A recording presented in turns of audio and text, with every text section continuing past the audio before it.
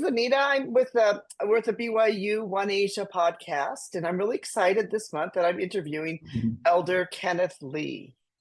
So, Elder Lee, or Kenneth, as I call you, um, would you introduce yourself a little bit to our audience and tell them who you are and how maybe you're involved in the Management Society, and give us a little bit about your background?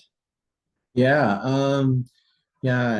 I was born and raised in the Philippines, and as a teenager, I moved to United States. Have lived there for some time, for about 20 years, and decided to come home about 13, 14 years ago. And here, United States, I've worked for different companies there, starting with Farmers Insurance in Los Angeles, and I work in Utah with Blue Cross Blue Shield over there, and also some other companies. And I work for a couple CPA firms. So my background is accounting. I went to school at Brigham Young University, Hawaii campus for my undergrad, and also I went to Weber State University for my master's in accounting. So that's been my background.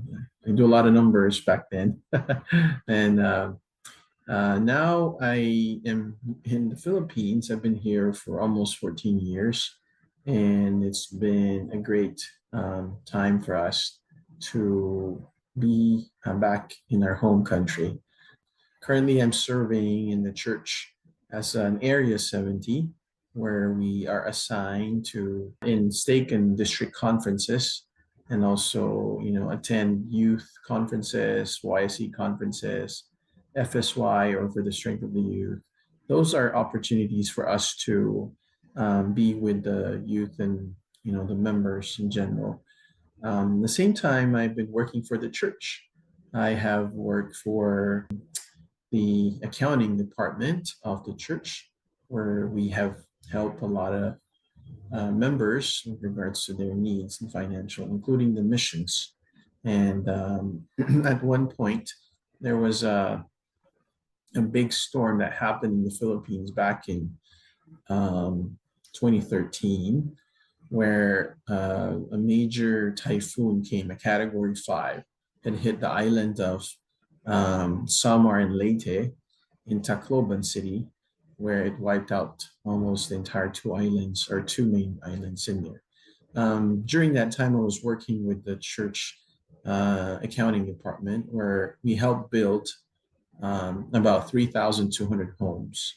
These are transition homes, and they're all members of the church. In that, we were able to assist them because it all wiped all the houses and trees and everything.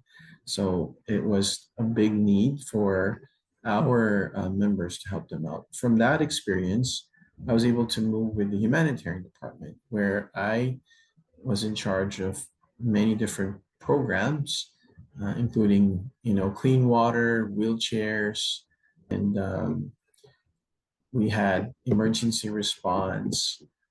We had many different things, and so it was great to help represent the church in the country, where we can help people and at the same time uh, meet a lot of different political or government leaders. I've met the vice president of the Philippines, the president of the Philippines when he was still the mayor, the previous president, even the president now. I met him in some of our projects. So it's been a great experience for us to be home and be able to work here and at the same time serve. That's great. So, what originally brought you to the United States? You said you were there when you were young. So, did your parents move there? Yes. So the year before I was born, my dad applied to work in the United States. And so after about 16, 17 years, finally got the letter from the US Embassy saying, you are welcome to the United States. And so I was 16 or 17 years old back then. And then we migrated to United States, and we moved to California, where we had some family. And that's where we kind of spend my late teens into the early 20s, and then moved to Hawaii for my college. So that must have been quite an adjustment at that age to Moved to Oh the United yes. States from the Philippines. Must be Yeah. quite an adjustment. Yeah, it was such a big adjustment. The language, I didn't speak the way they would speak. I learned English at school, but your accent would be a lot different, and so it was a little bit of a change. Well, not a little bit. It was a lot of adjustment. Yeah. So your wife and you were both mission leaders. Why don't you tell us a little bit about that? What you did as mission president, where Yeah. you served. So our experience has been kind of unique, where the mission president before we went to Naga missions called Philippines Naga missions, one of the 26 missions now in the Philippines, which is a lot of missions. And unfortunately, the mission president there passed away after only serving 2 months. And I think he had some heart ailment. And it was very sad that he had to, he passed away to go. And when we were asked to go there, it was only 3 days of notice. So we learned today, and by Saturday you're going. So it was such a big Wow. adjustment. Yeah, it was like, okay, we need someone there, and I've never had any training. And I've kind of read the Preach My Gospel. I don't know anything about the policies of manual for the mission leader. So it was such a big adjustment. The hardest part was not me and my wife, but my son, who was about at that time 14 years old. So Wow. in 3 days, we had to uproot him, and it was such a big adjustment for him.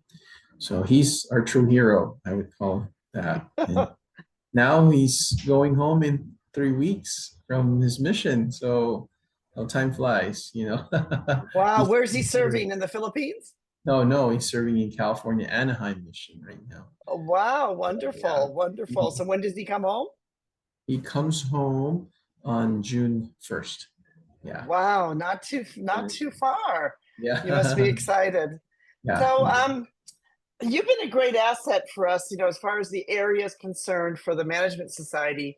You've been a great asset. And I'd have to also include your wife in that because I love your wife. Yes. And Yes. you guys have been a great asset in helping us build up the Philippines because we have this belief, and I think you do too, that the Management Society can do a lot of good in the Philippines.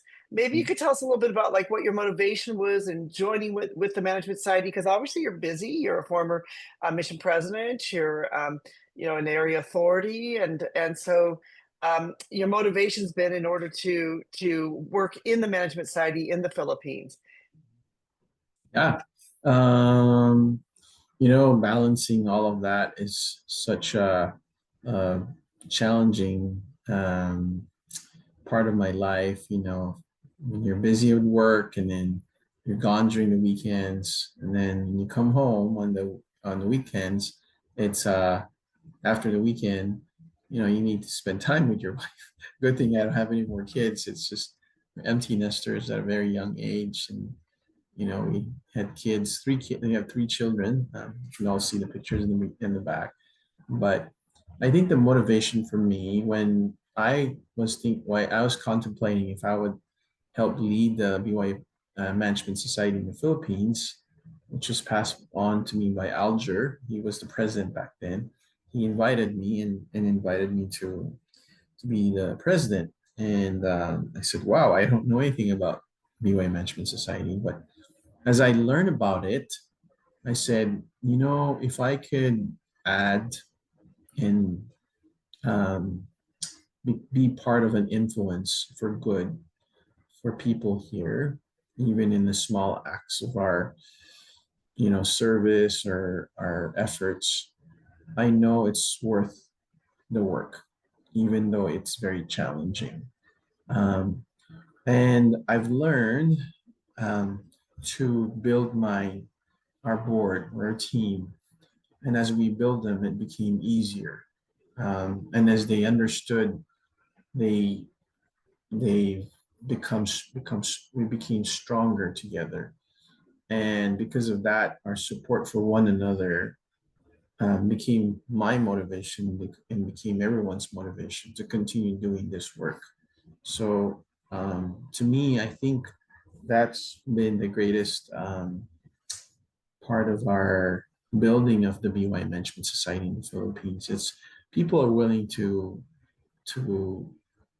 spend time in helping others, even with their busy schedules. So it's not just me. I know um, I'm helping lead it, but it's everybody in our team in our board that's that's contributing to it. And I think that's our motivation together because everyone is giving some effort or a lot of effort.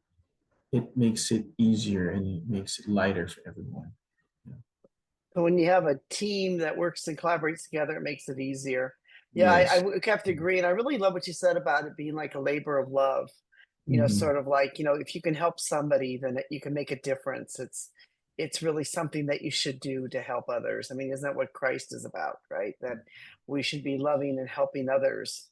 I maybe we have some exciting news or stuff that's going on now in the Philippines because, of course, why don't you tell us a little bit about the church in the Philippines, how many members there are, and then tell us about how the management society can help impact those members there Yeah, and what you're doing. right, right. So right now we are I think 800 about more than 800,000 members or 850,000 members in the Philippines. In about a few years, we're going to hit 1 million members. And we have baptism of about 20,000 a year, about 18 to 20,000. It's almost as big as what the conference center fits in. That's a number of baptisms we have every year. Is So that is that's that does that equal a mission a year? yeah, and almost like that. That's why the missions are growing. You know, we have 26 missions. We're hearing that four more missions are going to be possibly built. So 30 missions in one country is absolutely, to me, mind-boggling. To Mind-boggling, yeah. yeah, and for our leaders, our air presidency to manage the affairs of the church with that many members and many stakes. So we have about 184 stakes in districts, right about there. I think 83, 84. So it just keeps on growing. You know, you attend a stake youth conference and they're about 200 to 300 youth, you know, with their leaders. So just to see that to me is very inspiring. The growth of the church is in the strength of our rising generation, our youth, and YSA. And you can see that they're willing to listen to the leaders and follow the counsel they've been given.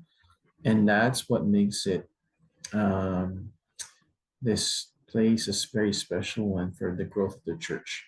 And I see that everywhere I go. And these youth become serve missions or return missionaries, and then suddenly they're already the leaders, you know, like my daughter at age 24, she was asked to be um, the State Relief Society president. I Wow, at said, wow. 24. At Wow. 24, I said, she has a baby. Wow. And I said in my mind, I would want to ask the state president, say, are you sure? You know, and I'm sure my daughter said, are you sure? And he says, I'm sure. And so with technology, they've been able to do a lot of the work with meetings and keeping up and then activities, just planning. I think they've been able to do that. Now she has two kids and she's still the state, you know, stake Wow. Relief Society president. And so you know that these young ones or these rising generation, they grow so fast and next thing you know, they're already helping, you know, lead others and love others as well. So I think that's the beauty of it. Those opportunities help you love each of them, just like Christ would do. Wow. And so you're taking basically that model and we're saying now like let's try to build out the management society there. So maybe you could mention a little bit about what's going to be happening Mhm. sometime in the near future with the Management Society and how we're going to be able to reach more people in the Philippines in Yeah, many of these missions, wards, and stakes yeah. and districts. So in our board, we have a really good team. So we have Philip Tan, who's with ACE or Academy for Creating Enterprise. So they have 200 chapters in the Philippines, and I believe with Launching Leaders is one of the great programs of BY Management Society. They're going to expand it now to those chapters. So we're trying to penetrate with that um, connection. And then the next one is Mark Barreto, who is our Seminary Institute director, and he's in charge of creating like great classes into the curriculum for institute, where institute students can attend these classes. So he's added the Launching Leaders program there. So you have institute students all over the Philippines, very young age, trying to attend these Launching Leaders at the same time through ACE. And we have Ayo, who's in the welfare and self-reliance. She has connections to all the welfare self-reliance managers, which are 10 of them. They divided the entire country into 10 parts. And that connection has helped us connect to the stake presidents because they're the first contact of the stake presidents when it comes to self-reliance, welfare and self-reliance. So those connections have been amazing for us. And I think that's been where we've seen the growth of the work here, which we can't do it our own by ourselves. But we those persons were the key people that has helped really expand it in the way that we've been able to do it. And so to me, I think it's been a miracle to be able to achieve those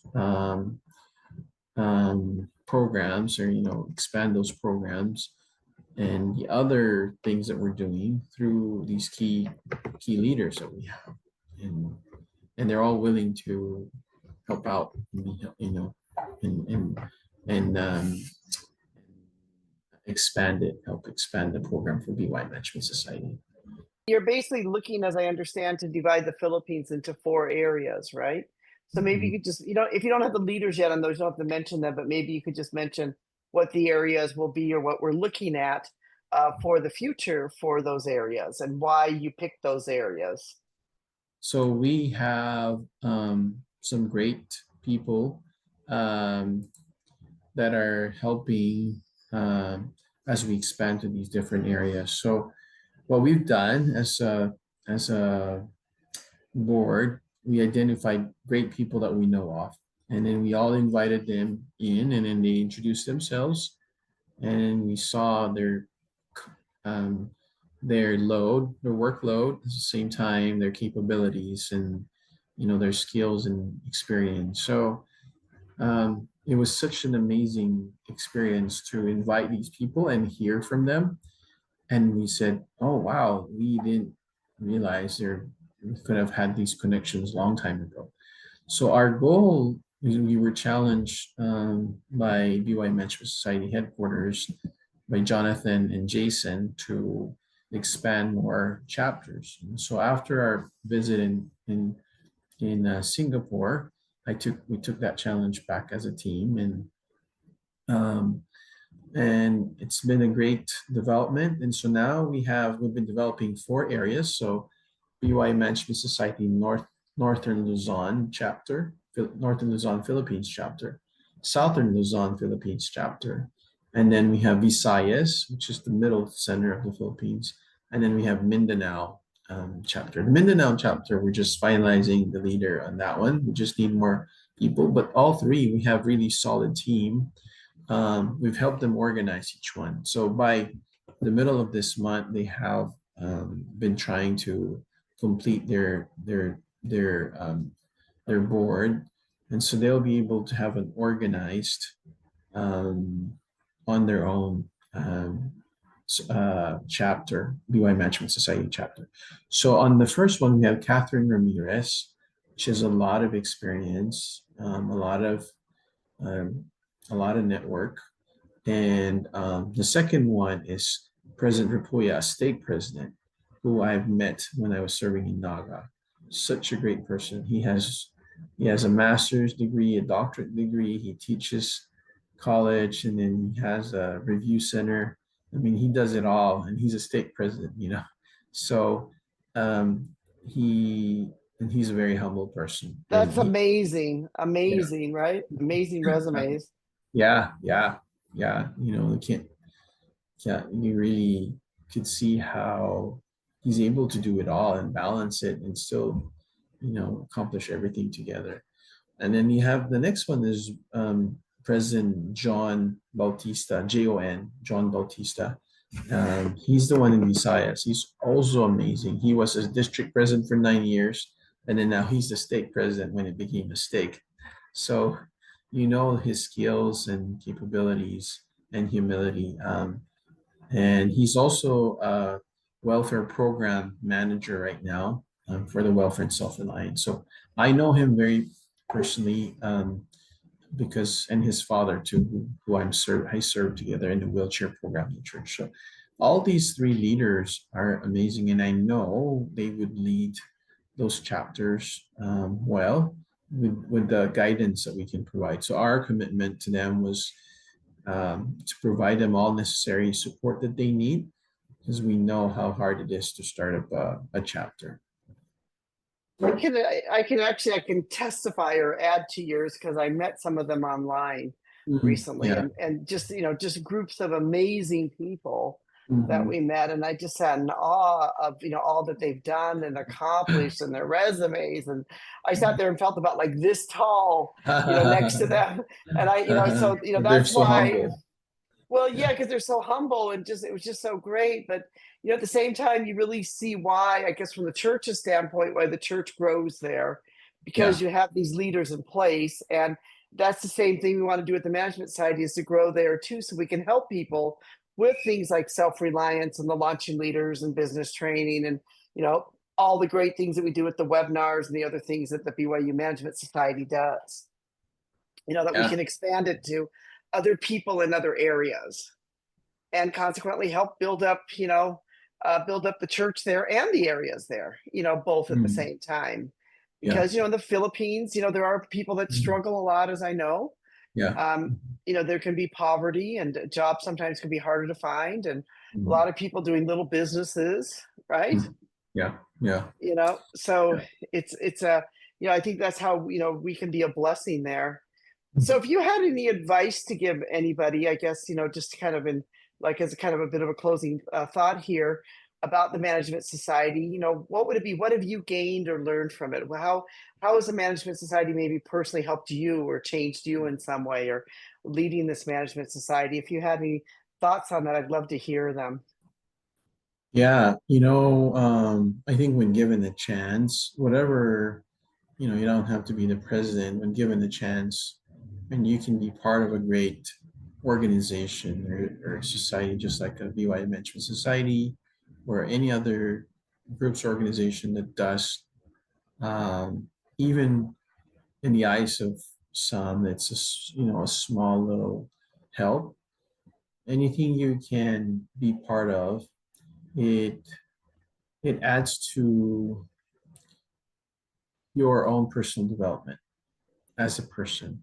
And I think for anyone to give up their time, it will come back to you in manyfold, in many forms, as good friends, as contacts, as network, Yeah, an opportunity to help other person because you connected them to this person, or just be a listening ear. I think the skills that you learn from being part of a great organization teaches you a lot to um, how you can lift others in many different ways that it seem to you will be just another simple thing, but for them it's a huge thing. For example, we have a program that has mentorship. It's so worth it right. just to help one person receive some mentorship and ask what can we do. And because what I've learned from BYU Management Society and from other experiences, I'm also part of an alumni, the BYU Hawaii Alumni Association, and I'm also part of the board. And during our meetings, I would share to them thoughts that I've probably learned that you've not realized it became intertwined in your life. And these things that you become part of becomes part of the intertwine of your experiences and wisdom that you've learned throughout those times. So to me, it's worth becoming part. We're all busy, but if you use your time in such a way where it's productive, it's the best way rather than just relaxing at home, watching TV or flipping through your phone. I know we're all busy, but if you just allow this time to focus on this time and then delegate some of the work, you would be surprised how much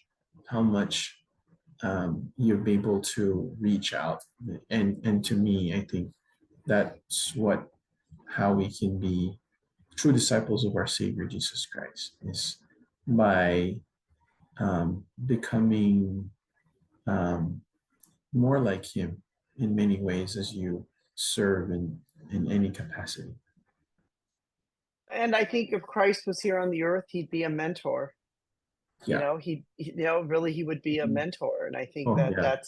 that's part of one of our programs is, and that's what he did throughout his ministry was mentoring, helping people, building people up, and that's kind of like what a mentor does is just Right. to help and build others. Well, Kenneth, this has been a great conversation that we've had today. I would really like to thank you so much, not just for your service, but just for all that you've done for the Philippines.